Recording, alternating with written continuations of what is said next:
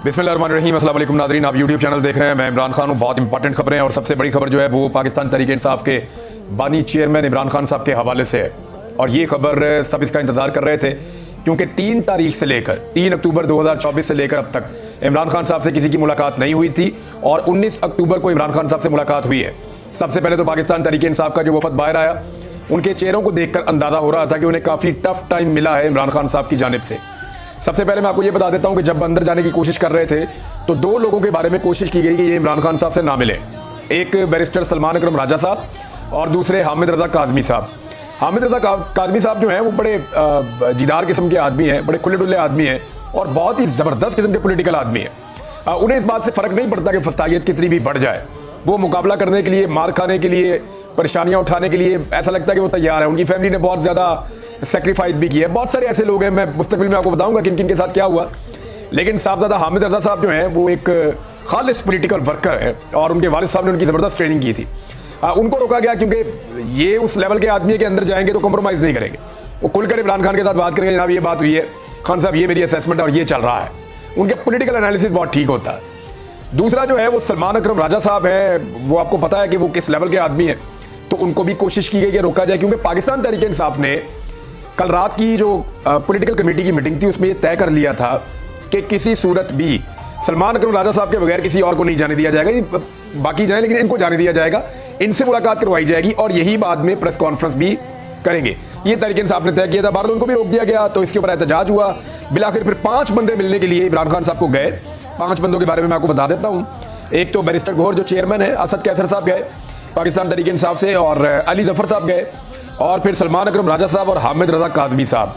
ये 5 लोग एक ही गाड़ी में अंदर गए और एक ही गाड़ी में निकले। बाद में इनसे बहुत सारे सवालात किए गए। उस वक्त इन्होंने सवालों के जवाब नहीं दिए, लेकिन इनके चेहरे और उनके तासुरात ये बता रहे थे। खासतौर पर वो 3 लोग जिनको पहले अंदर भेजा जा रहा था, उनके तासुरात मुख्तलिफ थे उन 2 लोगों से जो बाद में कोशिश करके अंदर गए। यानी जब सलमान अकरम राजा साहब को रोक लिया गया, जब हामिद रजा काज़मी साहब को रोक लिया गया, तो फिर फजलुर रहमान साहब से दोबारा रब्ता किया गया, जनाब हम तो मुशावरत नहीं कर सकते, और ये लोग अपने दफ्तर में जाकर बैठ गए। तो उसके बाद फजलुर रहमान साहब ने गवर्नमेंट को कहा जी आप आगे बढ़ना चाहते हैं या नहीं, भाई इमरान खान से मुशावरत करनी है, उनके पोलिटिकल लोगों को अंदर जाने दें। फिर इमरान खान साहब को मिलने के लिए इन 5 लोगों को इजाज़त दी गई। ये गए, जाके उन्होंने तफसीली मुलाकात की। जब बाहर आए तो जो वो 2 लोग हैं ना जिनको हुकूमत नहीं भेजना चाहती थी अंदर, उनके चेहरों के तासुरात कुछ और थे, और वो 3 लोग जो है ना जिनको हुकूमत भेजना चाहती थी अंदर, उनके चेहरों पे ऐसा लग रहा था कि 12 बजे हुए। वो परेशान थे क्योंकि इमरान खान साहब के आसाब बहुत मजबूत हैं और इमरान खान साहब ने उनको बताया कि मैंने जेल के अंदर क्या कुछ बर्दाश्त किया, इसके बावजूद मैं अपने मौके के ऊपर डटा हूं और तुम में से किसी ने कुछ भी बर्दाश्त नहीं किया और तुम अपने मौके के ऊपर खड़े नहीं हो रहे। तो अब मैं बताता हूं इमरान खान साहब की जो अब तक चीजें बाहर आई हैं। एक तो इमरान खान साहब ने तस्दीक की मेरी उस खबर की जो मैंने आपको अपने सोर्सेज से बताई थी। भी कुछ और चीजें भी आ रही हैं, वो भी मैं आपके साथ शेयर करूंगा कि इमरान खान के साथ जेल में हुआ क्या क्या है। तफसीलात निकल रही हैं इंशाल्लाह। लेकिन जो पहले मैंने आपको खबर शेयर की थी कि इमरान खान का अखबार बंद कर दिया, टीवी बंद कर दिया, उनके रूम की सफाई बंद कर दी गई, उनकी वर्जिश बंद कर दी गई, उनका बाहर निकलना बंद कर दिया गया, उनके ऊपर बहुत ज़्यादा चेक एंड बैलेंस लगा दिया गया, उनसे कोई बात नहीं करता था, बाहर की कोई इन्फॉर्मेशन उनको मिलती नहीं थी। उनको ये तक नहीं पता था कि उनकी बहनों के साथ क्या हुआ, बाहर एहतजाज में क्या हुआ, पार्टी का क्या बन रहा है, पाकिस्तान किस तरफ चल रहा है, कुछ पता नहीं था। तो इमरान खान साहब को बिल्कुल अंधेरे में रखा गया बड़े लंबे अरसे तक, और बिजली बंद हुई, ये भी आपको शिकायत बताई गई। तो ये सारी चीज़ें अब साबित हुई हैं। इमरान खान साहब ने बताया कि उन्होंने ये 2 हफ्ते जो है वो कैसे गुजारे। 5 दिन तक उनकी बिजली बंद रखी गई है। अब आप अंदाज़ा कर लीजिए कि ये बेशक अक्टूबर का महीना है, लेकिन इस रीजन में दिन के टाइम काफ़ी गर्मी होती है, और जब 5 दिन तक आप बिजली बंद रखेंगे, पंखा भी नहीं चलेगा, तो लाजमन वहाँ पे मच्छर भी आएंगे। ये मौसम ऐसा है। तो इमरान खान साहब ने कितनी दिक्कत में ये टाइम गुजारा होगा आप अंदाज़ा कर सकते हैं। दूसरा, उन्हें अपने सेल के अंदर बंद रखा गया और यही वाला वॉशरूम उनको यूज़ करना पड़ा, तो इसका भी आप अंदाज़ा कर सकते हैं। तो एक आदमी जिसने शानदार ज़िंदगी गुजारी है, बादशाहों शहनशाहों की तरह ज़िंदगी गुजारी है, उस आदमी ने सिर्फ कौम की खातिर इतनी तकलीफ बर्दाश्त की है और वो लगातार बर्दाश्त कर रहा है। और आज का जो स्टेटमेंट ऑफ द डे है इमरान खान का, वो मैं आपको पढ़ के बता दूं, आपको आइडिया हो जाएगा कि वो आदमी कहां खड़ा है। इमरान खान ने कहा कि 100 साल भी जेल में गुजारने पड़े तो मैं गुजार दूंगा, लेकिन आइन की बालादस्ती के लिए मैं खड़ा रहूंगा। ये इमरान खान साहब का स्टेटमेंट है। उन्होंने कहा मैं अपने पुरअमन एहतजाज से पीछे नहीं हटूंगा और आप लोग पुरअमन रहें, मैं पीछे नहीं हटूंगा।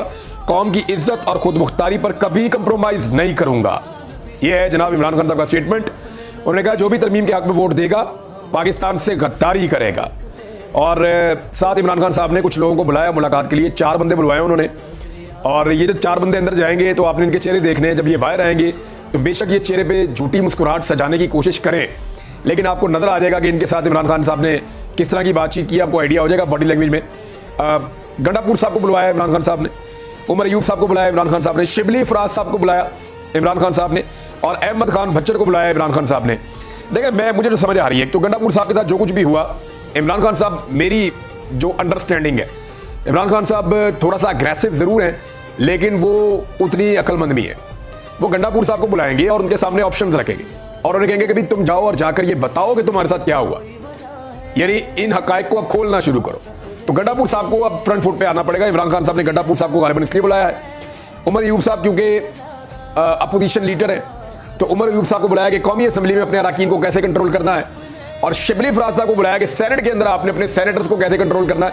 अब तक जो सबसे पुअर परफॉर्मेंस रही है वो शिबली फराज साहब की रही है, क्योंकि एमएनए तो बहुत हद तक महफूज रखे गए, उनमें बहुत सारे लोगों ने रोल प्ले किया है। शेख वकास अकरम ने बड़ा इंपॉर्टेंट रोल प्ले किया एमएनए को बचाने के लिए। हामिद रजा काजमी साहब ने बड़ा इंपॉर्टेंट रोल प्ले किया, और सबसे ज्यादा, अब मैं खुलकर आपको बताता हूं, इस नौजवान को शायद आप ज्यादा नहीं जानते, लेकिन अब आप इसको जान लें, इसकी शक्ल पहचान लें। अगर ये आईनी तरमीम, यानी पूरी रियासत बमुकाबला मैं कहूं ये आदमी सबसे ज्यादा जोर लगा रहा था, तो इसके चेहरे को पहचान लें। इसका नाम है शाहिद खट्टक। इसने एक एक एमएनए को और एक एक एमएनए की फैमिली तक को इसने प्रोटेक्ट किया खैबर पख्तूनख्वा में। अपने तमाम दोस्तों के घरों को इसने खोला, अपने तमाम जानने वालों के वसाइल इसने इस्तेमाल किए। खैबर पख्तूनख्वा गवर्नमेंट से मदद मांगनी पड़ी, वहां मांगी, जो करना पड़ा इस आदमी ने किया। और ये बंदा पिछले तकरीबन 1 महीने से सो भी नहीं पाया। एक तरफ दर्जनों लोग काम कर रहे हैं, सरकारी मशीनरी काम कर रही है, एजेंसियां काम कर रही है, हुकूमत काम कर रही है, अरबों रुपए लगाए जा रहे हैं, और दूसरी तरफ ये आदमी डट कर खड़ा हुआ है। और मैं आपको सीरियसली बता रहा हूं कि रात 3 बजे भी खबर है ना, तो ये उसी वक्त इस आदमी के पास वो खबर पक्की होती है। वो वजह क्या है कि इसने पूरा जोर लगाकर आईनी तरमीम को रोकने की कोशिश की है। आज अगर पाकिस्तान तहरीक इंसाफ के ज्यादातर एमएनएस खड़े हैं, और वो एमएनएस खड़े हैं जिनके ऊपर बड़ा जुल्म और ज्यादती हुई है, तो ये बात आप याद रखें और ये बात आप लिख कर रख लें अपने पास कि उसके पीछे एक आदमी जो है वो शाहिद खट्टक भी है। अहमद खान भच्चर को बुलाया गया, ये पंजाब असम्बली में, और पंजाब के हवाले से जो चीज़ें हैं वो इनके साथ शेयर की जाएंगी, इनको बताई जाएंगी। क्योंकि देखिए ना, हमाद अदर तो आ नहीं सकते, हमाद अदर बात भी नहीं कर सकते, तो उनकी जो सिचुएशन है वो और तरह की है। लिहाजा अहमद खान भच्चर साहब को बुलाया गया। इमरान खान साहब ने, ये 45 मिनट की मुलाकात हुई है। पाकिस्तान तहरीक इंसाफ ने कहा जी हम मजीद मुशावरत इमरान खान साहब से करना चाहते हैं। उसका रीज़न ये है, वो कह रहे जी बातचीत नहीं हुई, हमें अंदर भिजवाया गया, पहले इंतजार, फिर इमरान खान साहब से मुलाकात। 45 मिनट की मुलाकात में इतनी बड़ी आईनी तरमीम, जिसके ऊपर फजलुर रहमान साहब ने मेरे ख्याल में 100 घंटे से ज़्यादा उन्होंने मुलाकातें कर ली हैं। सिर्फ ये तो मुलाकातें हैं। फजलुर रहमान साहब पिछले 1.5 महीने से आईनी तरमीम को समझने की कोशिश कर रहे हैं, हालांकि उनका सियासी तजुर्बा कितना ज़्यादा है। वज़ीर आज़म को अभी तक नहीं समझ आएगी वो कौन सी आईनी तरमीम करना चाह रहे हैं। कुछ चीज़ें मैं आपके साथ भी शेयर करूँगा। अब मामला यह है कि वो आईनी तरमीम इमरान खान को 45 मिनट में कैसे समझा दें। उन 45 मिनट में ये भी सुनना है कि जनाब इमरान खान के साथ हुआ क्या, कौन कौन सा जुल्म पिछले 2 हफ्ते में उनके ऊपर किया गया, किस तरीके से उनको रखा गया और परेशान किया गया। तो 16 दिनों की कहानी भी सुननी थी और आईनी तरमीम का और सिचुएशन का भी बताना था। तो अब जो है वो इमरान खान साहब की जो पार्टी है, उन्होंने कहा जी 45 मिनट जब बात हुई तो पुलिस आ गई, उन्होंने कहा टाइम खत्म हो गया। हमने कहा जी हमने बात करनी है, अभी तो बात मुकम्मल नहीं हुई। उन्होंने कहा टाइम खत्म हो गया, आप जाएं यहाँ से। बहरहाल वहां से उठा दिया गया। इमरान खान साहब ने मौलाना फजलुर रहमान साहब के पॉजिटिव, उनके बारे में पॉजिटिव बात की है, उनकी तारीफ की है। ठीक है, वो खड़े हैं अगर इस आईनी तरमीम के खिलाफ, और फजलुर रहमान साहब खड़े हैं कि अदलिया के ऊपर अटैक नहीं होने देंगे, तो ये बहुत इंपॉर्टेंट है। उन्होंने इसकी तारीफ की, इस बात की, और साथ ही साथ इमरान खान साहब ने जो है वो इस बात के ऊपर जोर दिया, जब उन्हें पता चला कि यानी उनसे बात की गई उनकी बहन की गिरफ्तारी के हवाले से, बहनों की गिरफ्तारी, तो उन्होंने कहा मैं और मेरा ख़ानदान हम सब कुर्बानी देंगे इस मुल्क के लिए। ये जनाब इमरान खान साहब की स्पिरिट है। उनकी सेहत भी अब ठीक है, वो हाई स्पिरिट्स में है। उनके बारे में कुछ और इन्फॉर्मेशन मुझे अपने आज़ाद ज़राए से मिली है, वो मैं आपके साथ शेयर कर दूंगा। लेकिन अब आप आ जाएं फजलुर रहमान पे, और एक बड़ा अहम रोल है जनाब अख्तर मेंगल साहब का। अख्तर मेंगल साहब और फजलुर रहमान साहब के जो सेनेटर्स कंप्रोमाइज़ हो रहे हैं या उन्हें किया जा रहा है ज़ोर ज़बरदस्ती, इस पर देखें ना, अख्तर मेंगल साहब का स्टेटमेंट है। उन्होंने कहा जी बज़ोर ताकत आईनी तरमीम का हिस्सा बनने से हम इनकार करते हैं। मैं पहले ही इस्तीफ़ा दे चुका हूँ। वज़ीर आज़म पहले ड्राफ्ट तो दे, पता तो चले कि आप क्या करने जा रहे हैं, कौन सी तरमीम लाने जा रहे हैं। सेनेटर्स को धमकियां और नुकसान दिया गया। जनरल मुशर्रफ के दौर में गन पॉइंट पर मुज़ाकरात किए गए, और अब उनका कोई जानशीन भी अगर ये करना चाह रहा है, वो जहां भी है, तो गन पॉइंट पे हम किसी मुज़ाकरात का हिस्सा नहीं बनेंगे। नसीमा एहसान के शौहर को पार्लियामेंट लॉजिक में यरगमाल बनाकर मजबूर किया जा रहा है कि वोट दें। बेटे और बेटी को यरगमाल बनाया गया ताकि ये इजलास में शिरकत करे जो हुकूमत की जानिब से है। फिर उन्होंने कहा मैं नसीमा एहसान को तसल्ली देने आया था, मगर उन्हें पार्लियामेंट लॉजिक से अगवा कर लिया गया है। यह है जनाब अख्तर मेंगल साहब का स्टेटमेंट। अब अख्तर मेंगल साहब के 2 सेनेटर हैं, फजल रहमान साहब के भी 2 सेनेटर्स कंप्रोमाइज हैं और बलूचिस्तान से ही है। तो बलूचिस्तान के अंदर मुख्तलिफ शाराएं बंद हो गई हैं। ये जो सेनेटर्स हैं जिन जिन इलाकों में ये रहते हैं, उन इलाकों से मुताल्लिक जो मेन शाराएं बलूचिस्तान में वो ब्लॉक कर दी गई हैं और वहां पे ट्रैफिक की आमदरफ्त रोक दी गई है। तो ये सूरत पैदा होगी बलूचिस्तान में, क्योंकि बलूचिस्तान के जो सेनेटर्स हैं उनके ऊपर जोर लगाया जा रहा है, चाहे वो मेंगल साहब के हैं चाहे वो फजल रहमान साहब के हैं। फजल रहमान साहब और मेंगल साहब ने एक बात की है और दोनों का ये कहना है कि यार अगर मुज़ाकरात करने हैं या बातचीत करनी है या वोट चाहिए तो बंदे उठाना तो बंद करें ना। आप बंदों से बात तो नहीं करेंगे, आप पार्टी से बात करेंगे। फजल रहमान से बात करें, अगर फजल रहमान साहब कायल हैं तो उनके बंदे वोट दे देंगे। लेकिन एक तरफ आप कह रहे हैं फजल रहमान साहब मेहरबानी करें, बड़ी अच्छी आईनी तरमीम आप वोट दे दें, दूसरी तरफ आप उसी फजल रहमान साहब को दबाव में लेने के लिए उनके बंदे सेम टाइम में अगवा कर रहे हैं। अब मुतीउल्लाह जान साहब ने यह इशारा दिया है और देखें कुछ और इशारे भी मिल रहे हैं कि फजल रहमान साहब ने एक तरफ शायद कोई ऐसा खेल भी है, मुमकिन है, अभी कंफर्मेशन नहीं है, कि फजल रहमान साहब मुमकिन तौर पे हुकूमत को भी चंद बंदे दे सकते हैं और अपने पास भी चंद बंदे रख सकते हैं। यानी अपनी फेस सेविंग ऐसे कर सकते हैं कि जी मैंने तो आईनी तरमीम के हक में वोट नहीं दिया, लेकिन हुकूमत को उनकी तादाद पूरी करने के लिए 2-3 सेनेटर जितने चाहिए, वो 2-4 वोट चाहिए कौमी असेंबली की, वो भी दे दें कि चलो तुम अपने वोट भी पूरे कर दो। लेकिन वोट ऐसे पूरे होते नहीं है। इलेक्शन कमीशन को जब से सुप्रीम कोर्ट ऑफ पाकिस्तान ने रोक दिया है कि आप किसी सूरत भी ये जो सीटें हैं ये आप नहीं दे सकते, और जो बाद में कानून साजी की गई है उसकी बुनियाद पे आप पहले वाले फैसले को कलअदम नहीं कर सकते। यानी सुप्रीम कोर्ट ऑफ पाकिस्तान के फैसले पर अमल दरामद के अलावा आपके पास कोई रास्ता नहीं है, और अब तक सुप्रीम कोर्ट ऑफ पाकिस्तान के फैसले पर अमल दरामद इलेक्शन कमीशन ऑफ पाकिस्तान ने नहीं किया।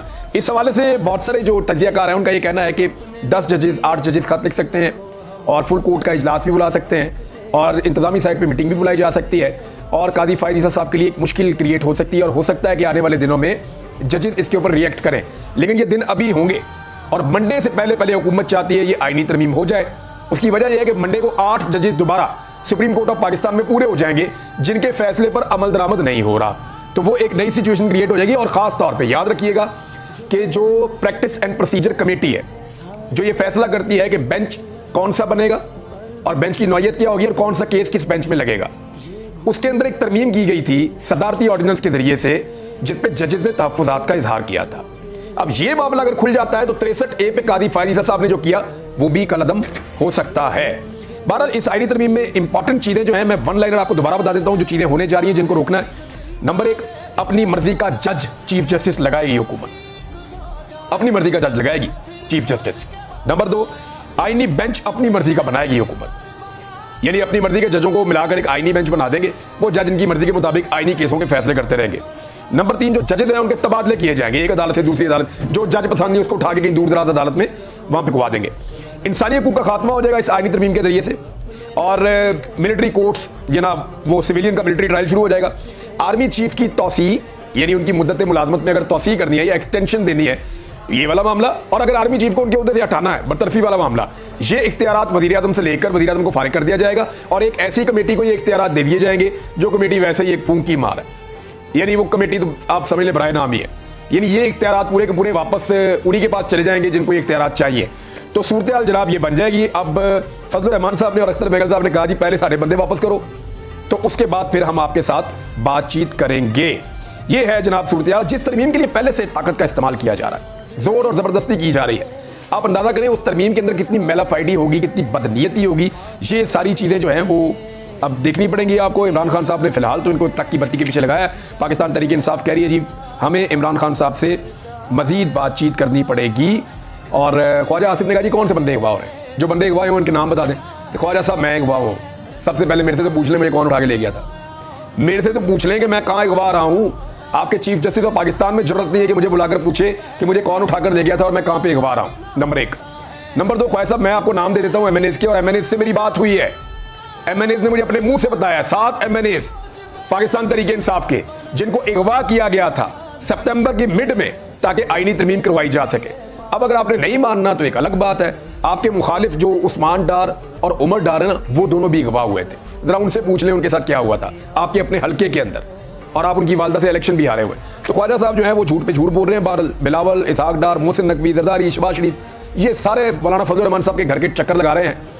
और पाकिस्तान तहरीक इंसाफ ने एक प्रेस कॉन्फ्रेंस भी की है। अब तक की जो सिचुएशन है नाजरीन मैंने आपके साथ शेयर कर दी है। हुकूमत टाइम को बढ़ाती जा रही है, यानी पहले इजलास पहले बुलाया था, फिर बाद में, फिर 3 बजे, फिर 7 बजे। अब ये मामले को जितना मर्जी आगे ले जाए, मामले पे जो मर्जी कर लें। अब मुझे नहीं लगता कि ये आईनी तरमीम बगैर अंधी ताकत के इस्तेमाल के हो सकती है। ये आईनी तरमीम अगर हुई तो तारीख के उस बदतरीन तरीके से होगी कि इसको तारीख के अंदर लिखा जाएगा जैसे भुट्टो की फांसी लिखी गई ना तारीख में, जैसे लियाकत अली खान का कत्ल लिखा गया तारीख में, इसी तरह ये आईने पाकिस्तान का कत्ल तारीख में लिखा जाएगा जिस तरीके से ये आईनी तरमीम हो रही है। बाकी चीजें आपके साथ शेयर करता हूं कुछ देर के बाद। अब तक के लिए इतने, अपना ख्याल रखिएगा, अपने चैनल का भी। अल्लाह हाफिज।